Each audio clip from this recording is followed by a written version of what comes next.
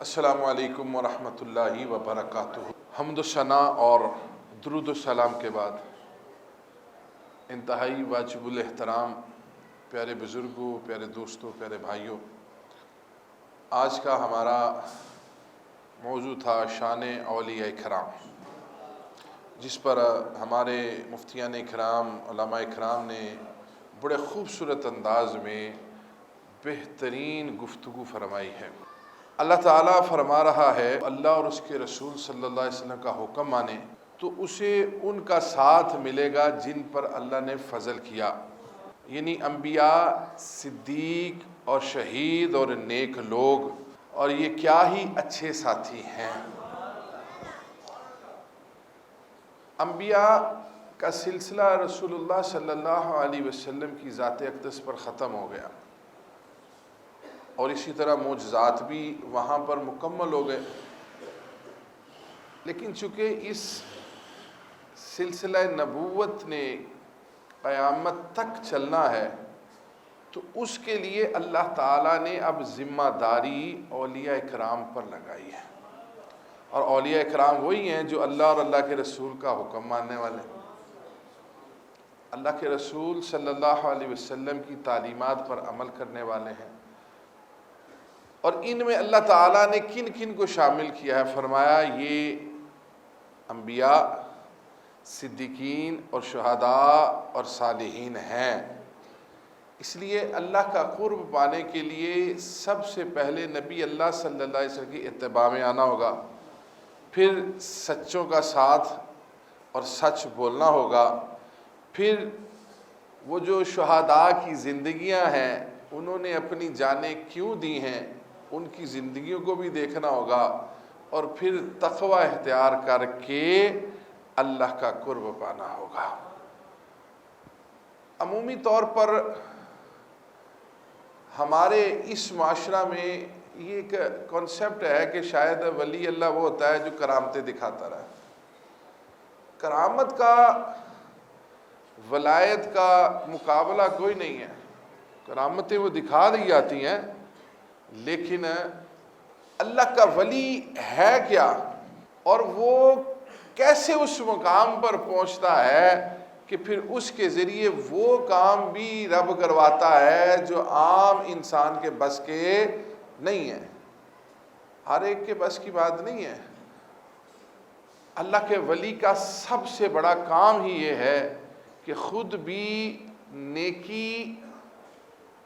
قرآن، حدیث، شریعت کی پاسداری کرتا رہے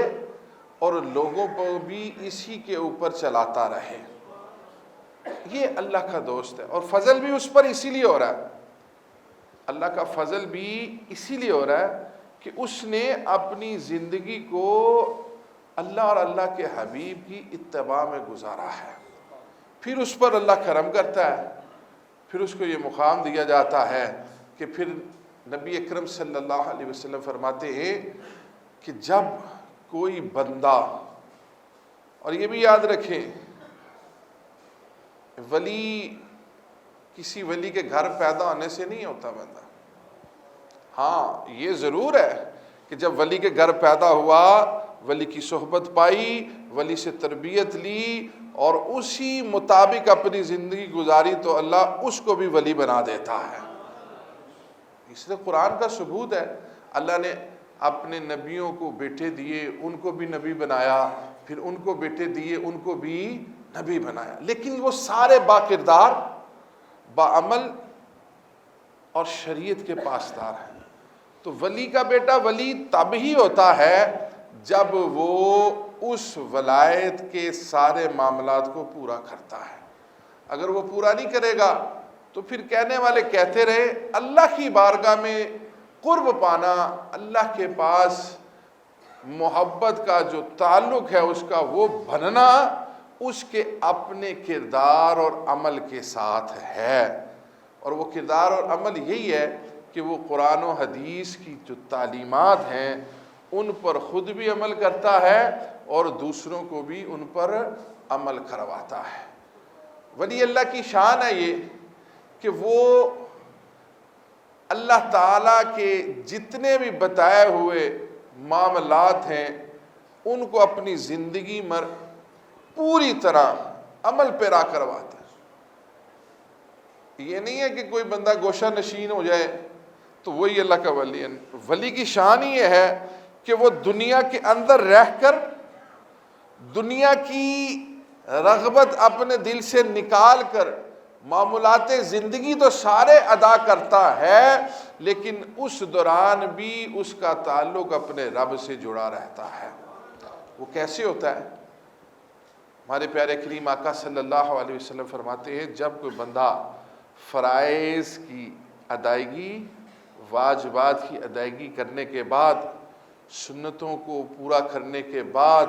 نوافل کی کثرت کرتا ہے، پھر اللہ تعالی اس کو اپنا قرب عطا فرما دیتا ہے، اور پھر اللہ رب العزت جبرائیل امین علیہ السلام سے فرماتا ہے میں اس سے محبت کرتا ہوں، سارے فرشتوں کو بات بتائی جاتی ہے، فرشتے پھر آ کر دنیا میں لوگوں کے دلوں میں ان کی محبت کو پیدا کر دیتے ہیں۔ جیسا صاحبزادہ مفتی خلیل احمد یوسفی صاحب نے فرمایا نا کہ اللہ کے ولی کو بورڈ لگانے کی ضرورت نہیں ہے، اللہ خود لوگوں کے دلوں میں وہ محبتیں ڈال دیتا ہے کہ لوگ ہزاروں میل کا سفر کر کے پھر اپنے اس اللہ کے نیک بندے سے اپنے لیے عنایات حاصل کرنے پہنچ جاتے ہیں کہ اللہ نے اس پر اپنا فضل فرمایا ہے۔ تو جب وہ بندہ اللہ کا قرب پاتا ہے نا تو حدیث شریف میں آتا ہے پھر اس کی شان کیا ہو جاتی ہے۔ ایسی تو نہیں ہے کہ اتنی محنت کرے اور پھر اس کا صلہ کوئی نہ ملے، وہ بھی رب سے، یہ تو ممکن نہیں ہے۔ رب تو ہماری ایک ذرہ برابر نیکی کو ضائع نہیں جانے دیتا، ذرہ کے برابر۔ ہم نے کوئی زمین سے کانٹا اس نیت سے اٹھایا کہ یہ اللہ کی رضا کے لیے میں اٹھا کر سائیڈ میں کر رہا ہوں، کسی انسان کو تکلیف نہ دو اس سے، تو اللہ اس معاملے کو بھی پسند فرما کے بخش دینے والا ہے۔ تو وہ بڑے بڑے اعمال کیسے چھوڑ سکتا ہے؟ کبھی بھی نہیں ہو سکتا۔ اللہ تعالیٰ کسی کی محنت کو کبھی رائیگاں نہیں جانے دیتا، وہ پھر دنیا میں اس کو عام کر دیتا ہے، اور پھر اس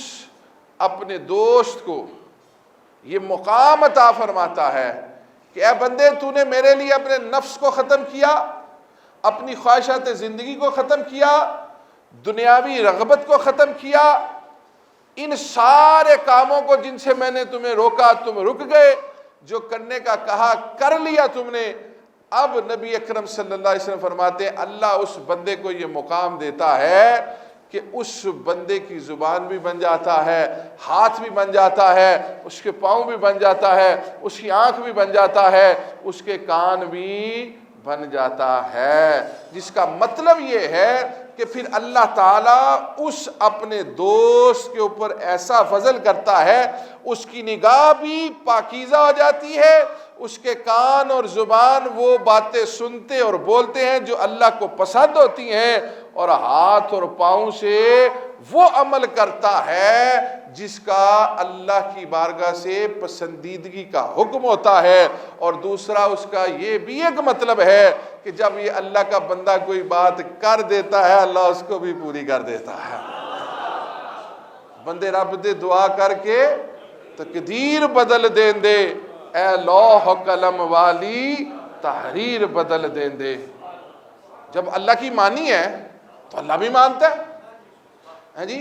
اللہ بھی پھر مانتا ہے نا، بندے نے مانی ہے۔ یہ دنیا میں اگر کسی کے ساتھ وفا کرے نا، کسی کے ساتھ وفا کرے جی، کسی کی جان بچا دیں تو وہ ساری زندگی قدر کرتا ہے، کہتا ہے یار اس نے میری جان بچائی، میرا وفادار ہے۔ تو جو رب کے احکامات کی تعمیل کرتا ہے، وفاداری کرتا ہے، اللہ اس کو پوری دنیا میں عنایات دے دیتا ہے۔ دنیا نے ہمیں کیا دینا ہے؟ پیسے، رتبہ، واہ بس، لیکن رب نے جو دینا ہے وہ یہ ہے کہ رب اس بندے کو اپنی نگاہ میں رکھتا ہے۔ کتنا خوش نصیب ہے وہ شخص جو رب کی نگاہ میں۔ اور پھر اس کا ایک فائدہ اور بھی ہوگا رسول اللہ صلی اللہ علیہ وسلم کی زیارت تو ہوگی ہی ہوگی، سبحان اللہ۔ فرمایا جو میرے احکامات کی پابندی کرے گا اس تقوی والے شخص کو اللہ تعالیٰ، نبی اکرم صلی اللہ علیہ وسلم فرماتے جنت میں یہ مقام دے گا کہ وہ جب چاہے گا اپنے رب کا قرب پا لے گا، زیارت کر لے گا۔ آج کیوں؟ آج جو رب نے کہا اس نے مانی، پھر کل وہ جو کہے گا رب مانے گا۔ تو ولی اللہ کی شان یہ ہے کہ اللہ کا ولی رب سے دعا بھی کرتا ہے، رب سے دعا کر کے تقدیر بھی بدلتا ہے، لیکن سب سے پہلے ولی اللہ کی پہچان یہ ہے کہ وہ ہمیں شریعت کا پابند بناتا ہے۔